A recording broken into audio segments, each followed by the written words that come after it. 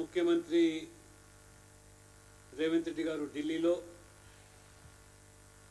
అదే రకంగా బీఆర్ఎస్ నాయకులు కేటీఆర్ గారు ఈ రెండు పార్టీలను డిఎంకే ప్రతినిధి బృందం కలిసి డీలిమిటేషన్ ప్రక్రియ విషయంలో ఈ దక్షిణాది రాష్ట్రాల్లో అధికారం కోల్పోయిన పార్టీలు ప్రజలచే తిరస్కరింపబడి తమిళనాడులో డిఎంకే నిండా మద్యం కుంభకోణంలో కూరుకుపోయి గత 10 సంవత్సరాలుగా వారు చేపడుతున్నటువంటి అవినీతి, అక్రమాలు, కుటుంబ పాలన, ఎన్నికలు ఇచ్చిన హామీలన్నీ కూడా తుంగలో తొక్కేసి ప్రజలచే తిరస్కారానికి గురవుతున్నటువంటి డిఎంకే ఒక పన్నాగం పన్ని ప్రాంతీయ విద్వేషాలు రెచ్చగొట్టే కుట్రలో భాగంగా ఇటు రేవంత్ రెడ్డి గారిని, తెలంగాణ ముఖ్యమంత్రిని కలిసి, అదే రకంగా బీఆర్ఎస్ నాయకులు కేటీఆర్ని కలిసి దక్షిణాది రాష్ట్రాలకు ఈ పునర్విభజన వల్ల పూర్తిగా మనము నష్టపోతున్నాము, ఈ దక్షిణ రాష్ట్రాలపైన కేంద్రం కుట్రలు పండుతుందని చెప్పి వారు ఒక విష ప్రచారానికి పూనుకోవడం.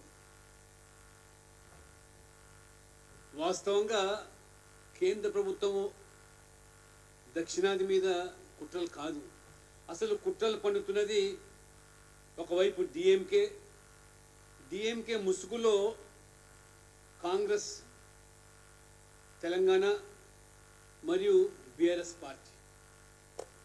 ఈ బీఆర్ఎస్ కాంగ్రెస్ వైరి పక్షాలని చెప్పి ప్రజలకు మరి కనబడేదొకటి, చేసేదొకటి.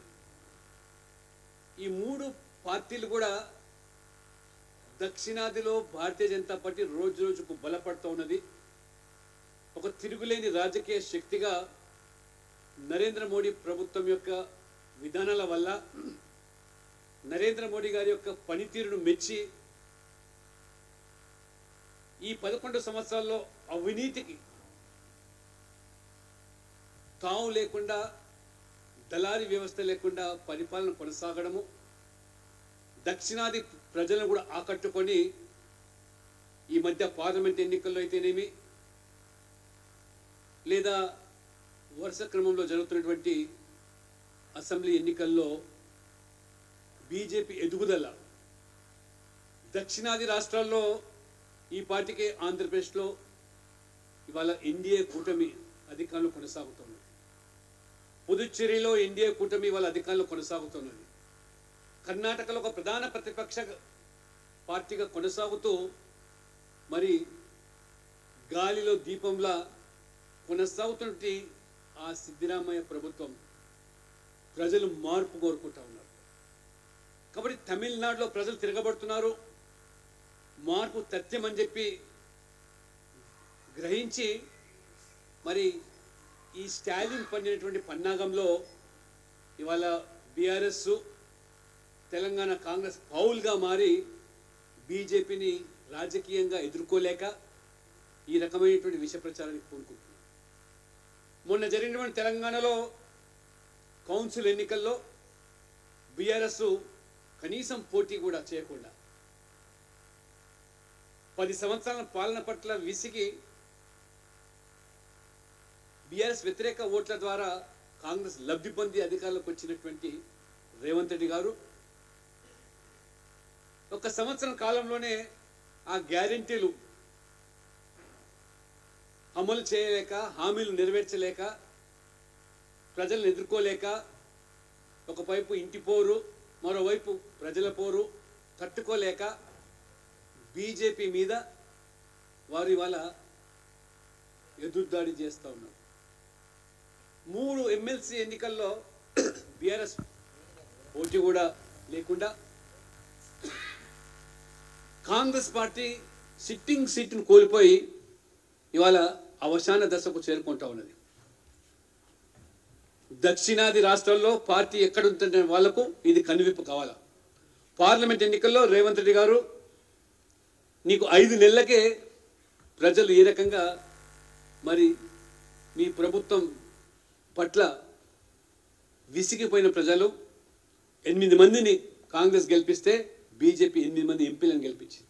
35% ఓట్లు సాధించినటువంటి బీజేపీ తెలంగాణలో ఒక తిరుగులేని శక్తిగా మారుతూ ఉన్నది. కర్ణాటకలో అధికారానికి వచ్చేదానికి ఇవాళ సర్వం సన్నద్ధమవుతూ ఉన్నది. తమిళనాడులో మొన్న ఒంటరిగానే పోటీ 11% ఓట్లు వచ్చినాయి. కాబట్టి రేపు మళ్ళీ అక్కడ కూడా ఎన్డీఏ కూటమి అధికారంలోకి వచ్చే అవకాశాలు ఉన్నాయని గ్రహించి వీళ్ళందరూ కూడా కుట్రలు పన్ని డిఎంకే, కాంగ్రెస్, బీఆర్ఎస్ ఈ రకంగా ప్రాంతీయ విద్వేషాలు సృష్టించేటువంటి ప్రయత్నాలకు ఇవాళ కాంగ్రెస్ పూనుకుందంటే రేవంత్ రెడ్డి గారు నేను అఖిలపక్ష సమావేశానికి హాజరవుతానని, కేటీఆర్ గారు మేము హాజరవుతానని పోటీపడి ఏదైతే ఇవాళ మీరు అఖిలపక్ష సమావేశం గురించి మాట్లాడుతున్నారో నేను సూటి కడుతున్నాను. ఇవాళ రేవంత్ రెడ్డి గారు నువ్వు ఇచ్చినటువంటి గ్యారెంటీల మీద, ఈ 420 హామీల మీద ఎందుకు మళ్ళీ